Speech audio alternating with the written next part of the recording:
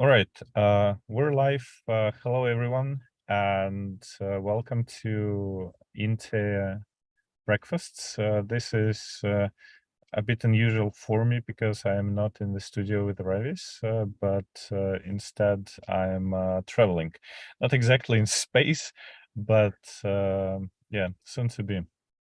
Hi, Ravis. Hi, Sergey. Hi. Yeah, Yeah. it's weird. We typically like chat for an hour before we do this, but now we've essentially just met. As a reminder to everyone who's watching, this is being live streamed on YouTube, and the recording will be available on the same link that you're watching right now. So feel free to share with coworkers and colleagues. You can also rewatch it later at any time. If you're joining later, you can always rewind back to the beginning and rewatch. And we're in our season 5, I think, of breakfasts, where we have changed the concept a little bit. We're not using slides anymore. We're trying to have a more live conversation, a little bit of brainstorm, to kind of highlight the way we work at INTEA and we brainstorm at INTEA. And today's topic is content production, right? So what are we going to talk about in broad strokes for the next half hour? Yeah. Of course. Yeah. First of all, content production is the bread and butter of this company, and both me and Sergey has been in this for 13 years.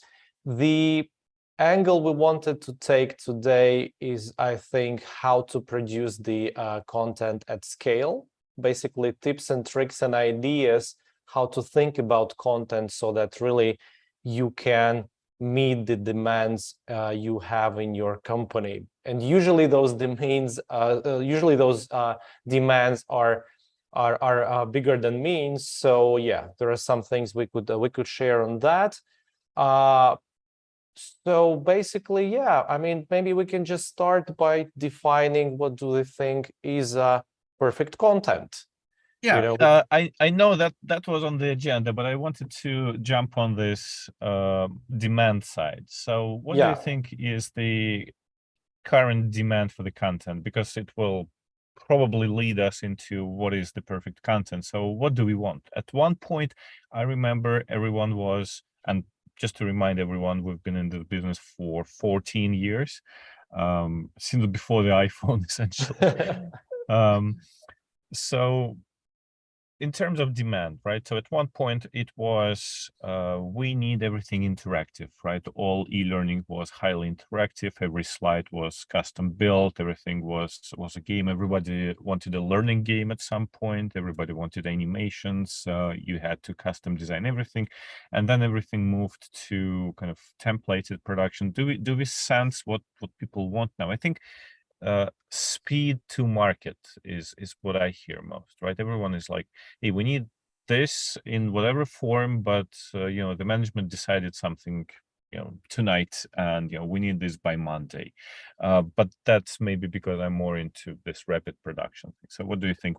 What's in demand now? Yeah, I would say that time to market, so to say, has definitely shortened. And the expectation is that we can roll out training really fast. Part of that, I think, comes from this new kind of hybrid work paradigm. We kind of talked about, this learning in the flow of work for years, but until the COVID struck and the companies really, really understood that, yeah, this guy is now at home, and he needs to know something and he needs to be able to do something, but there is no way we're gonna meet. I mean, that put additional pressure. And I also feel from some of our customers that, they started to think about the future a bit. What would be the word? They started to plan for those things. Let's put it this way. I mean, after the first COVID wave, it was a panic, and then understood, okay, we have to have sustainable future-proof solutions that if COVID strikes, or something bad happens and we have to work from home or remotely, what do we do? What's the plan B? Right. So I think content production has become strategic in a way, right? So Yeah. it's not as reactive and not it was tactical, right? We need to train everyone this, so we'll go and build this training. Right now it's a little bit on a higher level, so we will be building a lot of training. So how do we set up the process and so on. Also, in terms of COVID and flow of work, it's funny, we have talked about flow of work, learning in the flow of work for years, and then somehow we have work in the flow of life and life in the flow of work, and everyone is on the move. And which brings me onto another thing. So how is mobile learning doing? Because at some point when everyone was traveling, we were talking about how people are watching content on their phones in airports, which isn't a big thing now, I think. Although I am next to an airport right now, and um, every course needed to be mobile ready and so on. Do people still ask courses to be viewable on mobile, or is it not a big thing anymore, or is it just a default thing, like it just works? It's I think it's kind of a default thing, and sometimes we take mobile for granted. I mean, at some point when it was understood we are going mobile, there was a lot of attention to that. We were trying to replicate the experience on the mobile in a way, so that it has to be as good on the mobile as it's on a desktop or laptop PC. But right now, it's more of a realistic view that it has to be available on mobile. You have to be able to learn, but because we understand that, people, there are always sacrifices when you're doing something on the mobile. It's never the video is kind of the way you the way websites work. They work the way they will work on mobile. They usually have reduced functionality. You go into internet bank, it will have reduced functionality. So I think it's more realistic. It's more about better, what's this saying, that Better done than perfect. yeah, it's kind of better done than perfect. Yeah, That's my favorite one. that's what I mean. Yeah, that's better done than perfect, and that's good. The important thing is that if I compare it to 3-4 years ago, that was a struggle and that was costly because tools were not good enough. Right now, it's not a problem. I mean, the strategy we have at INTEA is to ask a very clear question to the customer. Is it mobile first or is it not mobile first? It cannot be both, and then the question, of course, appears, okay, you're saying you wanted mobile first. Where is the statistic that people will be using phones? It's only 3%. Then why are we bothering? Yeah, so Well, it got a little bit more realistic. It's a little bit of a chicken and an egg, really, Yeah. because if you look at the visitors to your learning platform, like your corporate learning portal, academy, whatever you call it, then you'll see that, let's say, 3% of people are doing this on mobile, and 97% of people do it on desktop. So why bother? And this might be because it works terribly on phones, so nobody is using this. And maybe if you invested into making it more mobile friendly, more people would use that, and so on. So it's not like as straightforward as it is as a metric, but yeah, it's definitely important to at least judge from previous experience. Remember when we spent all this additional effort on making something mobile ready, and no one, or very little people, have watched this on their phone. So why bother now? It actually applies, speaking like now moving into strategy, this actually applies to absolutely any other feature, right? So let's say video, right? You decided that we want a video on the front page with our CEO addressing everyone regarding the importance of this topic, right? So let's say we're talking about ethics or our new brand or whatever we're training that's really important. And we've spent all this money filming a CEO, and we've had one of the breakfasts where we talked about video production, and we explained why it takes 14 people to film a 2-minute story. So and then we took a look at the statistics, and we see that everyone kind of just skips through that. So yeah, maybe don't bother next time, or don't invest as much, or think why it was like that, and maybe you could achieve the same effect by just putting the CEO's picture and a quote for him on the first page, and save that budget for something more useful.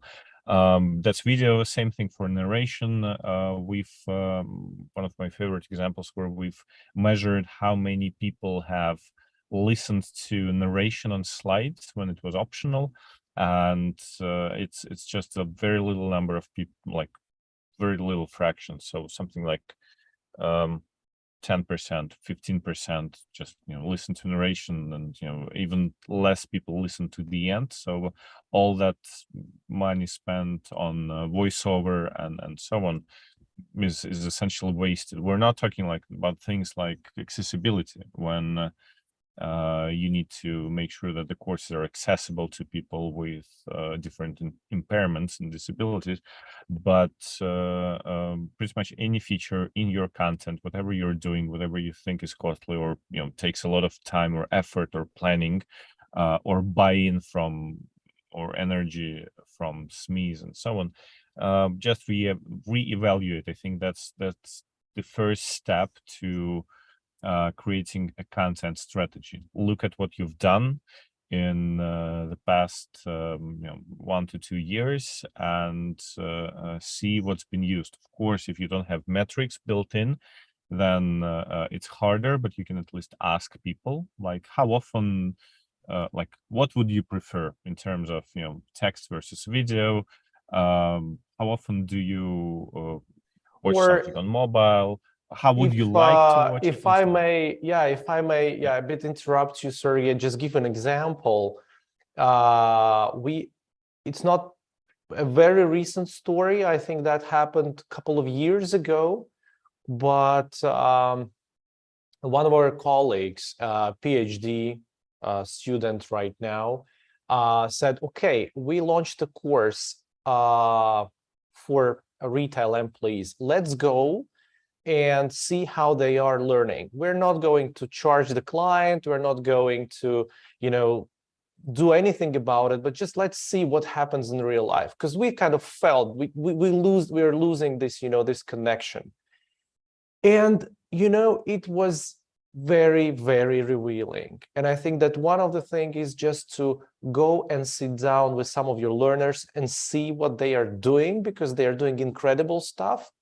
Like, for example, one of the things, I think I mentioned it one of the breakfasts, that the first bottleneck was the manager, who was actually disturbing at that point, was disturbing the process, and not letting people learn. The other thing was that we found out that people don't need sophisticated instructions, and that actually they want very simple interactions in this company, and they don't like things to be super interactive. They prefer things that are just clear, are just easy to navigate. In some other examples, when we followed the learners, we figured out what you were saying, Sergey, that actually they prefer reading subtitles because that's faster than, for example, listening to the narrator. And if they read and they're like, oh, wow, it's interesting, they would listen that slide. So there's a lot to figure out. There's a lot to research. And I think you're right that first establish the bottlenecks, kind of establish the perimeter.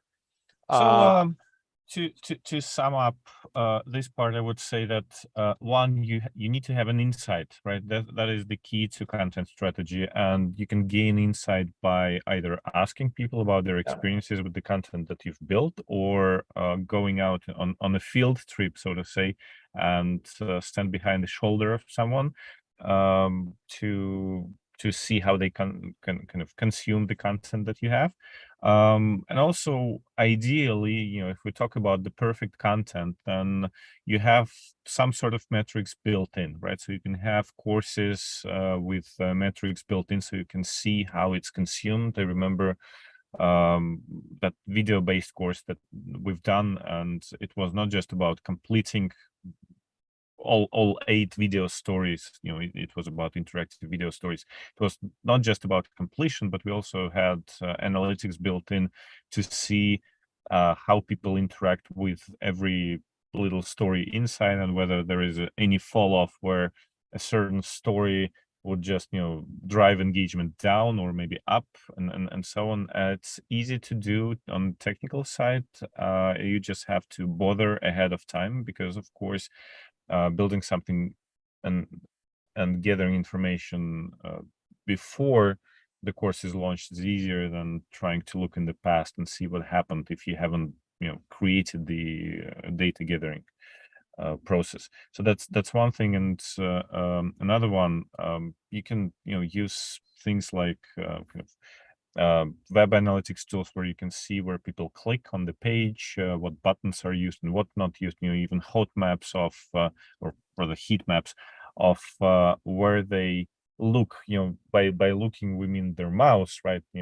Eye tracking is also, by the way, an option, but typically just can see where the mouse goes, when people are hunting for a button that they can't see, and so on and so on. One of the trends, speaking of content, if you look at online videos now, anywhere from Facebook to YouTube to TikTok to training videos, 5-minute craft, stuff like that, everything has burnt in subtitles, like huge subtitles right in your face. Why? Because a lot of people consume video content without sound, on mute, somewhere in transit, maybe while the kid is sleeping, maybe just in the kitchen while I'm eating my lunch. I'm looking at some videos, but I don't want them on full blast for the coworkers, and so on.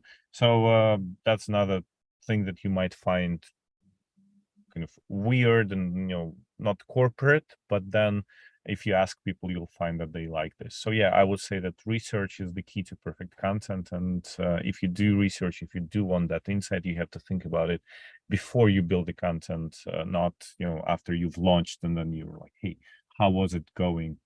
How was it doing, brother? Yeah. Right.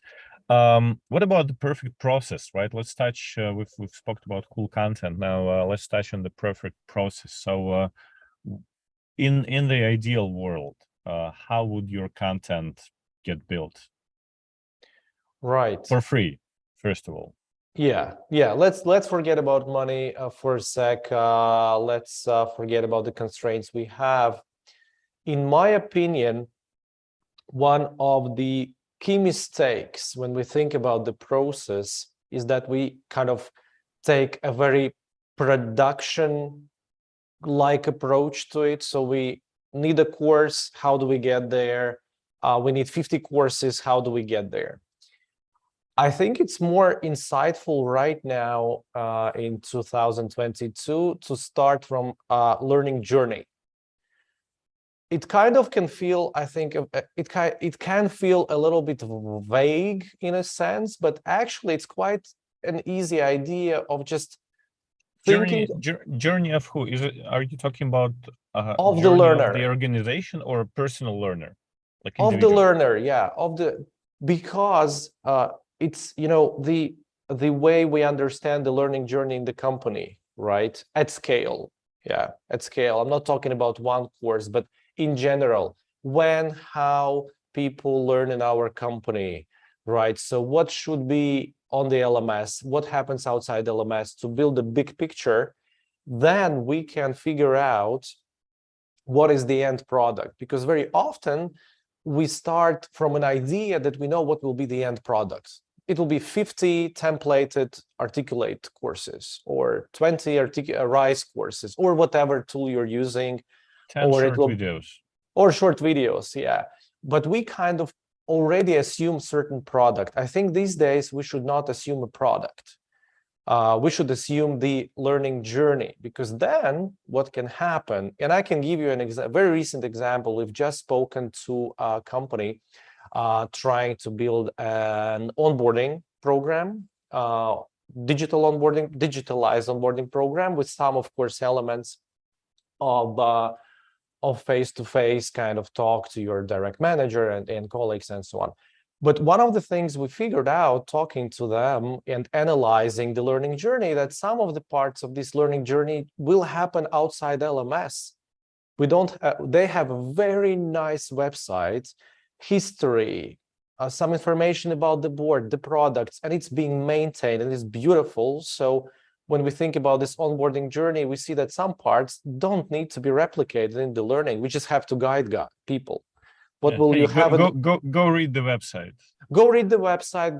Go read this part of it or that, and so on. Just a simple example to understand that by building kind of the learning journey, we can see that we thought we'll need, producing at scale will mean 100 courses a year. We first of all might shrink it, to a smaller amount. And then we can dissect it, I would say, in certain segments, saying, okay, from the learning journeys we are building, we understand that there will be videos and video productions, and there is a process for this. Yeah. There will be very short interactive courses, and there is a process for that. And there will be some content, maybe we just copy paste to the LMS, or we connect with an LMS, right? The sun is shining. Okay. In space. So it's actually interesting. You're talking about learning journey and the content that you might already have, because I was trying to lead you to the content that builds itself, right? So yeah, to me, perfect content is something that builds itself, right? So we don't need to spend time on even creating this, right? But the content that has already built itself or has been built by someone in the past is even better, right? You already have it. So yeah, it's actually a great idea. So if you're building a content strategy, look for places where the content might already exist, and just reuse it or just send people there, because like another example that I have from a client I've consulted a couple of weeks ago is they actually had training, but that training was internal for the employees, and they were asking, like, how can we use training as a marketing tool? Can we build, can if we want to onboard partners and we want to onboard potential customers and existing customers and so on, and using our product and so on. And it turns out that they already have a lot of stuff which is already built internally for their own employees, and it just needs to kind of be checked for things that you don't want to expose outside. But as step one, you already have the content. They were talking like, we want to launch this next year, but essentially after a month of even probably less than a month of brushing up, they can launch it this year. So they already have, they just forgot, right? Because the guys that I was talking to, they kind of never go to the development side of things. They're a software company, but the guys who are preoccupied with selling, they don't talk to developers that much. It's two different worlds in that company. So in your company, you also might have two different worlds where someone already has all the answers, you just forgot about this. Could be partners as well. By the way, partners might already have, for the community, might already have a lot of learning on your products, for example, which you can just kind of grab and take ownership of, but which is a marketing strategy. But that's I think episode 7 of this series, right? Edutizing, edutainment, and so on. All stuff where marketing meets training. Anyhow, so yeah, the content that builds itself. One of the cool things is that there are systems now which allow you to, for example, summarize content automatically. You can look at those. They don't do a perfect job, kind of where you don't need to interact with it later, but as a starting point, you can do wonders if you need to summarize a ton of content into shorter things, or simplify them and then rewrite them and so on.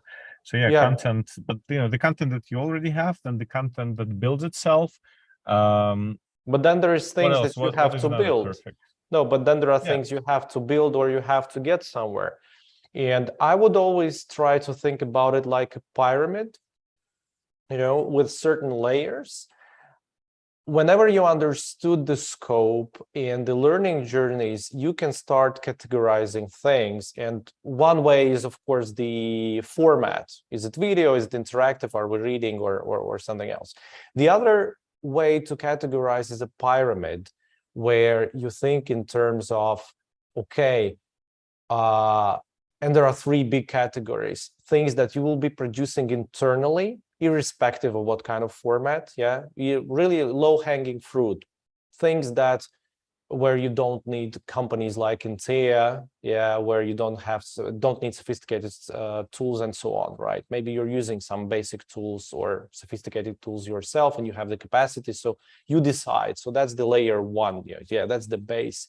And the thing is that these things, as Sergey said, have to be like building themselves a little bit, kind of, it has to be a very easy process for you, right?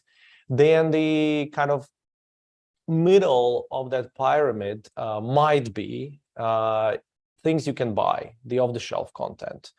Let's be honest, in the last 2-3 years, the off-the-shelf market has really expanded.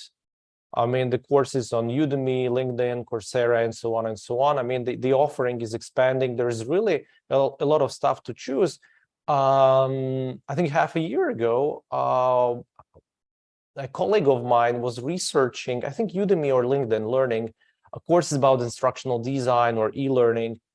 That was a challenge. It was like 20 courses there at that point of time, right? And these are kind of, how do you understand which one to invest time in, right? So there is some work to do, because you will have to select those, but they have ratings, they have keywords. But think of things that might be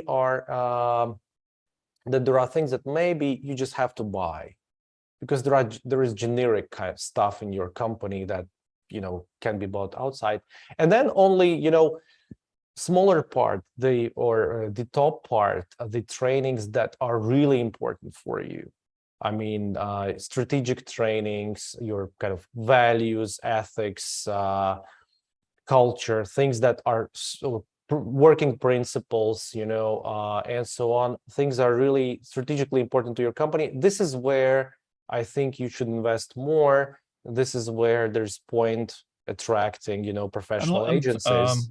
Also, as we always repeat, long term, right? Yeah, The longer expected kind of life of a course, the more you can allow yourselves to invest. The shorter life expectancy, the less you need to invest, right? There are things that need to be trained, but that they will change in the next year or so. Products come and go. There are companies which change products regularly, so you have to think about this. But on the other hand, I don't think that your work safety will change drastically, or well-being and health, or ethics, or IT security, in principle. Again, depending on how you build it, these things will survive longer time.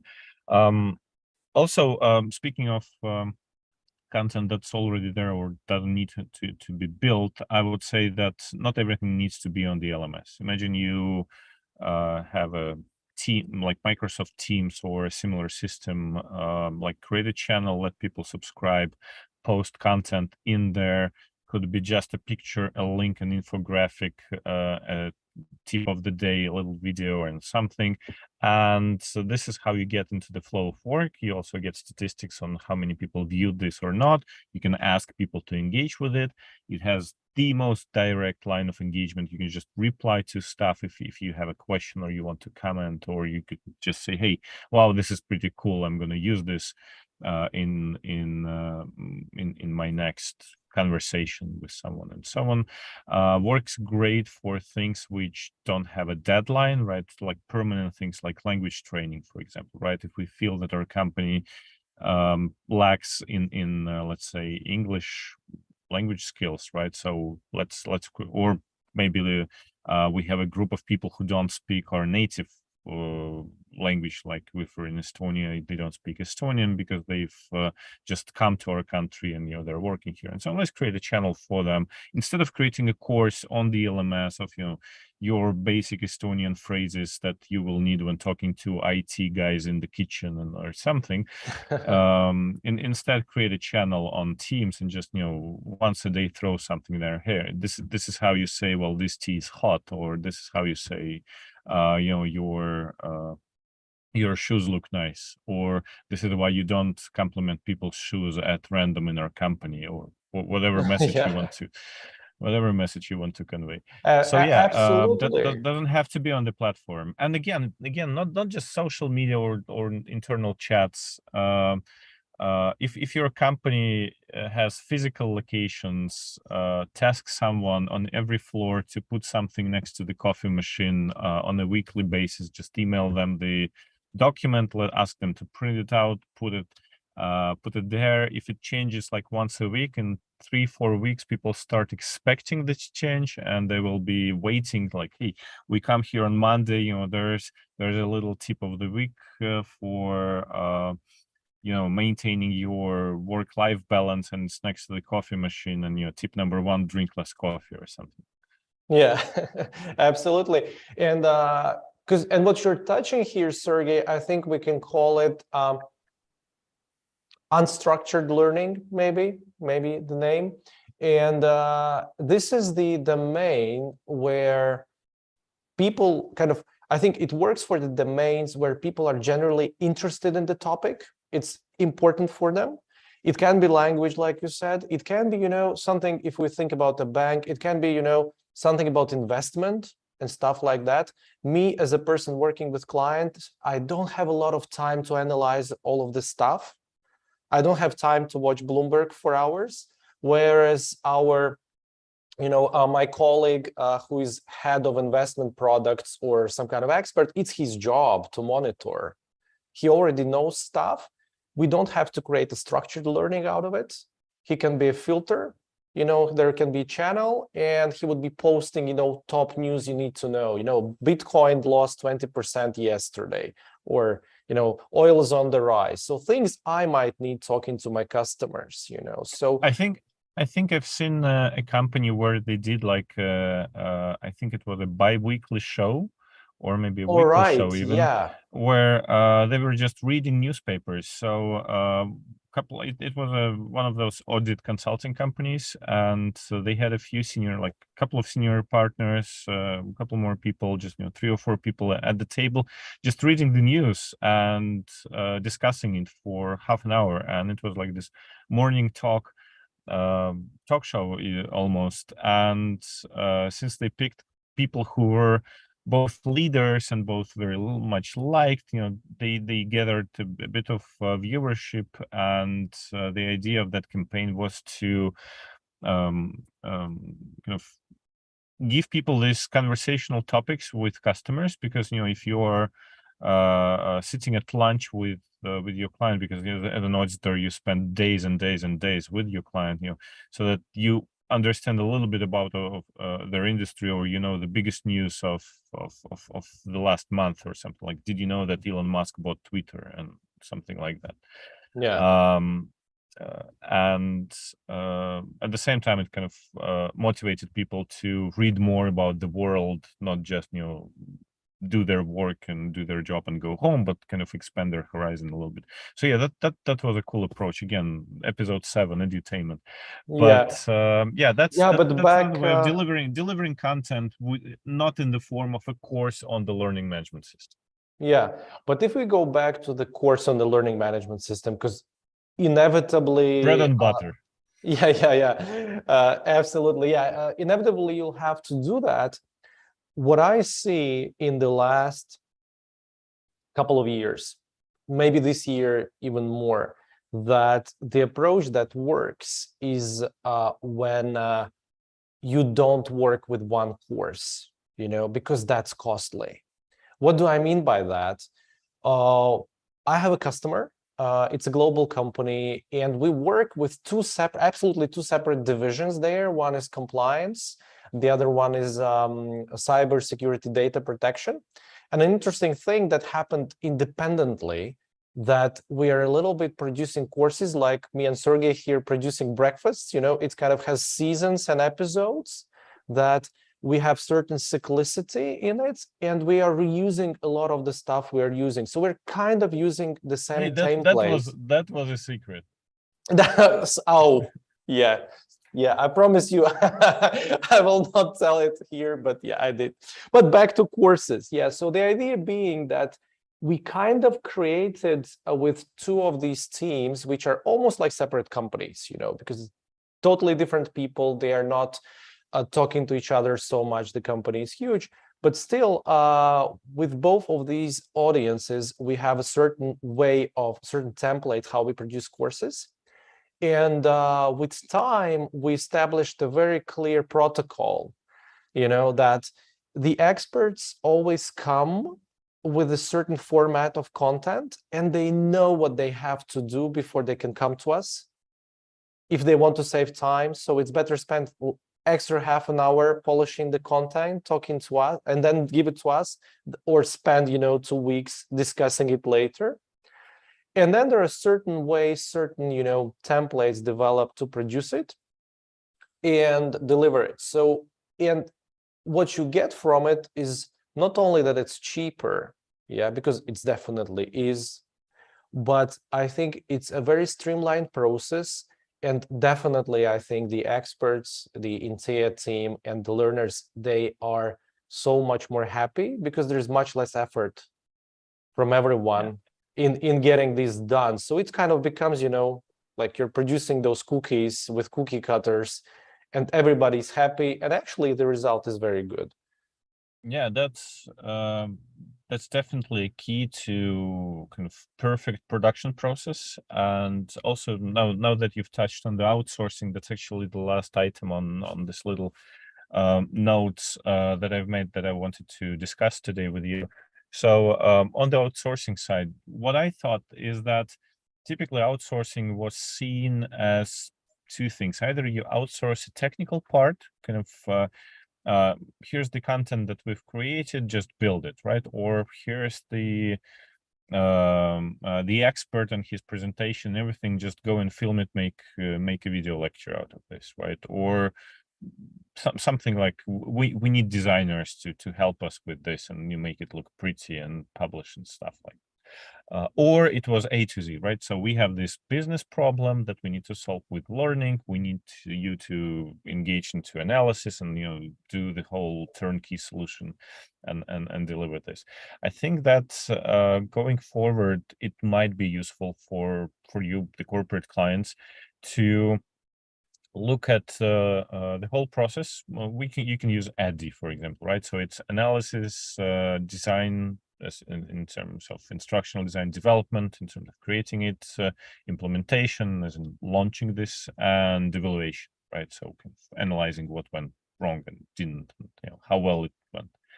So you can essentially outsource any part, not necessarily even to INTEA, but when you look around, you can think about things like, hey, can we do the analysis with someone and then we build everything in-house? But our weak point is really like talking to management and to business and getting stuff out of them, because we're not just in that place in the corporation, in the structure of our corporation, to really push them, and we can bring outside expert that will help, and then we'll build everything ourselves because we're very good at it.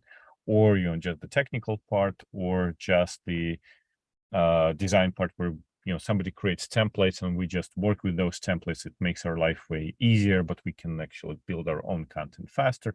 Or just the implementation evaluation part that can also be outsourced. Let's come to INTEA, for example, and say, hey, we want to launch this course and we really want to see how it goes. And you've talked about analytics and data on your breakfast. So how do we do that? We can do everything ourselves, but that part, can you help us implement? And again, this is one of those things that is implemented once and then kind of works and then is repeated for everything else.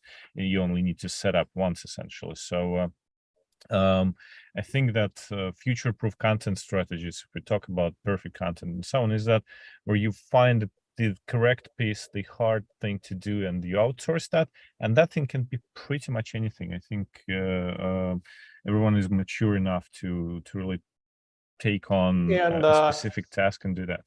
let me compliment here you on that, because before COVID, the usual process was that a person from L&D talks to an SME, they figure out together what are we talking about, and then they would attract let's say external agency, although it could be an internal department producing courses, doesn't really matter. Why it was valuable? Because these people were usually sitting in one office or in one location. Right now, with the hybrid work, it really doesn't matter if the L&D person is internal or external. They will be connecting to the SME, and we are as far apart, and some of our we're all equally external to each other now. Yeah. Which sounds sad, frankly. Even external, yeah, let's remote. But in a sense, yeah, and some of our customers actually realize that with time, and when we are talking about projects, sometimes it's like, okay, I have this customer internally, like L&D person comes to us and says, I have an internal SME, sorry, he has this content. I know that he has good content. I know he's clear on his business goals. How about, guys, you connect directly and you only involve me when, you really need me, because otherwise I'm just a silent listener on these calls, and, we're spending money and time. I have other priorities. And it's actually working out, right? If the process is right, yeah, and if you have this brilliant production process built, sometimes it will mean that L&D can just, take much less stress and time invested in every single production. You just have to be there in the background. Yeah, absolutely true. So that's pretty much it for the agenda that I had prepared today and that we wanted to discuss. Thank you for joining. Thank you for joining live, or if you're watching this as a recording. Our next breakfast is on the 4th November, and we'll talk about subject matter experts, about involving external SMEs, not just from within your company. There are certain risks and caveats linked to that, but also, of course, lots of benefits. So we'll share our experience from one of the projects that we've actually delivered this year. And yeah, subscribe to this channel if you like this content. Subscribe to INTEA social media, our Instagram, for updates on everything, including these broadcasts. And thank you, Raivis, for this insight. I'm gonna catch my plane. Yeah, thank you, Sergey, for doing this basically on the run. Thank you so much, everyone, for watching. Take care, and see you very soon. Bye-bye. Bye.